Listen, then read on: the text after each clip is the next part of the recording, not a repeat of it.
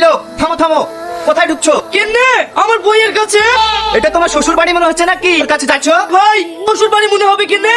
আমার বউ পরীক্ষা দিতে এসছে তো তাই মাথা ঠান্ডা রাখার লাগি ডাব খাইতে এসছি। খুনি পরীক্ষা দিতে ঢুকলো তো মাথা গরম হয়নি? এসে এসো, তারপর যত খুশি ডাব খাওয়ায়ো। কি দাঁড়াও গা। ঠিক আছে যাচ্ছি।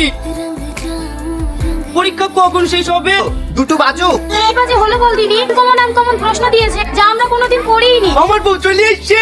পরীক্ষা ভালো হয়েছে তো? শ্রাবণী, এটা তোমার স্বামী? হ্যাঁ। সেই তোমরা পরীক্ষা দিতে ঢুকিছ, এত করে বুলি বুলি এটা ডাবটা কোথাও থুয়াতে পারনু না। এই হাত লেগে গেলে ওই হাতে লিচি, পাক্কা 3 ঘন্টা ধরে ডাব হাতে করে দাঁড়িয়ে আছে। ডাবের পানিটা খেয়েই কে উদ্ধার করো। শুনো, আমার বান্ধবীরা আছে, আর দুটো ডাব লেসো গা। ওদের লেগে কেন আসবো? আমার লেগে এসছি, তুমি খাও। আসতে বলো, একলা খাইলে কেমন লাগবে না? দুটো ডাব লেসো গা। ওদের লেগে কেন আসবো? এক একটা ডাবের 50 টাকা করে দাও। এই শ্রাবণী, আমরা ডাব খাবো না, তুই খা।